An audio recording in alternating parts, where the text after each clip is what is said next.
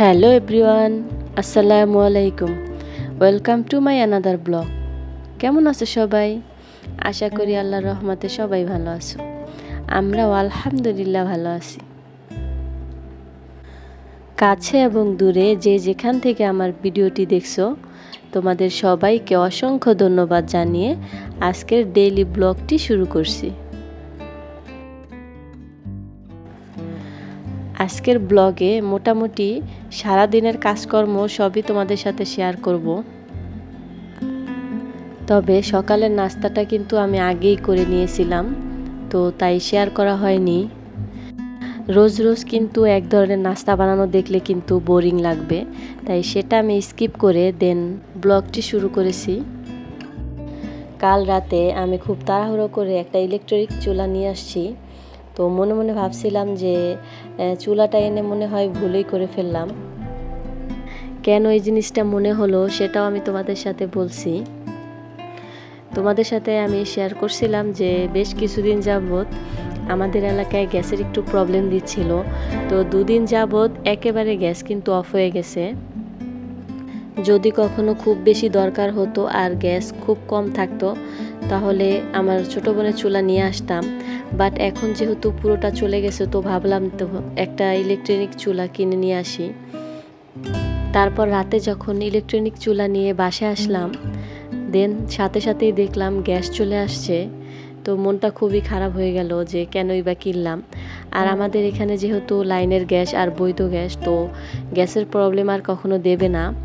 কিছুদিন যাবৎ কিছু একটা সমস্যার কারণে গ্যাসের প্রবলেম দিচ্ছিল, তাই এখন আর চুলাটা প্রয়োজন নেই। তাই মনটাই কিন্তু খারাপ হয়ে গেল। গ্যাস আসার কারণে কিন্তু অনেকটা খুশিও লাগছে, বাট মনটাও খারাপ হয়ে গেছে। আর গ্যাস যেহেতু আমাদের বাসায় আছে, গ্যাসের এক্সট্রা বিল দেওয়া লাগে। তো গ্যাস থাকাকালীন তো আর ইলেকট্রনিক চুলাতে রান্না করার কোনো মানেই হয় না। তবে আমি ইলেকট্রনিক চুলা কিনবো ভাবছিলাম, বাট এত তাড়াতাড়ি কিনবো সেটা ভাবিনি।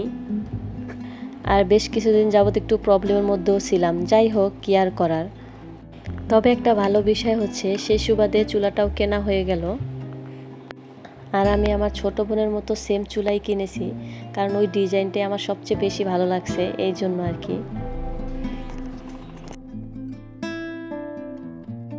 চুলাটা আনপ্যাক করে দেখে দেন গুছিয়ে রাখলাম। এখন যেহেতু প্রয়োজন হবে না, তাই আর কি। দেন টেবিলটা আজকে সুন্দরভাবে ক্লিন করব। দেখা যায় সব সময় যদি টেবিলের উপর থেকে মোছা হয়, তখন দেখা যায় সুন্দরভাবে ক্লিন হয় না। টেবিল ক্লথটাও টেনে নিচে নিয়ে আসে, তো ওটা উঠিয়ে খুব সুন্দরভাবে ক্লিন করে নিলাম। আজকে তোমাদের সাথে আরেকটা বিষয় শেয়ার করি যে আমরা কিন্তু সবসময় জানতাম যে মেয়েরা সবসময় মাকে হেল্প করে। এটা কিন্তু একটা প্রচলিত কথা, মেয়েরাই মাকে হেল্প করবে। বাট সেই প্রচলিত কথা কিন্তু এখন আর চলে না। দেখো আমার ছেলে আমাকে কতটা হেল্প করছে। আলিফ কিন্তু আমাকে সব সময় হেল্প করে। আমি যে কোনো কাজ করি না কেন, যদিও পারে তো গিয়ে বলবে যে আম্মু আমি করে দেই। যতটুকু পারে ততটুকু হেল্প করার চেষ্টা করে। মাশাআল্লাহ, সেটাই কিন্তু আমার কাছে অনেক বেশি। দেখো কত সুন্দর করে দেন বিছানাটা গুছাচ্ছে।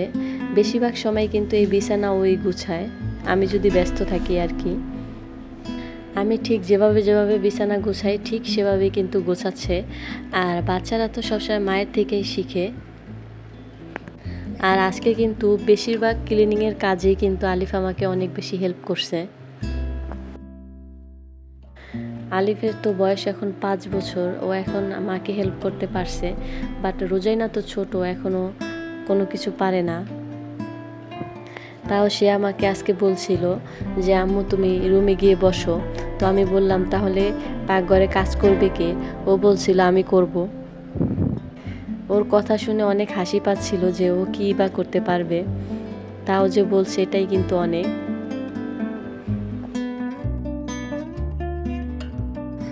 বাসা ক্লিন করা শেষ করে দেন কিন্তু রান্নার কাছে চলে আসছি।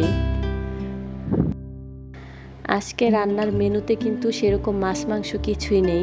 ওই যে বলে না অনেকে ননভেজ খায়, তো সেরকমই কিন্তু আজকে শাক ভাজি ভাজা এগুলো দিয়ে আজকে লাঞ্চ করব। আমি মাছের মাথা দিয়ে পালং শাকটা রান্না করছি। দেন ডাল রান্না করব। এই খাবারটা কিন্তু আমার অনেক বেশি পছন্দের, অনেক বেশি ভালো লাগে। একটু বেশি ঝাল দিয়ে রান্না করলে অনেক ভালো লাগে। এটা যেহেতু বাচ্চারা খেতে পারবে না, তাই একটু কম করে রান্না করছি। আমাকে একাই খেতে হবে, আর খাওয়ার মতো তো বড় আর কেউই নেই। আজকে একটু অন্য নিয়মে ডাল রান্না করব। বাচ্চাদের জন্য তো প্রতিদিনই ডাল রান্না করা হয়, আর ডাল রান্না করি, ডালে কোনো ঝালও দিতে পারি না। ঝাল খেতে পারে না রোজাইনা একদমই।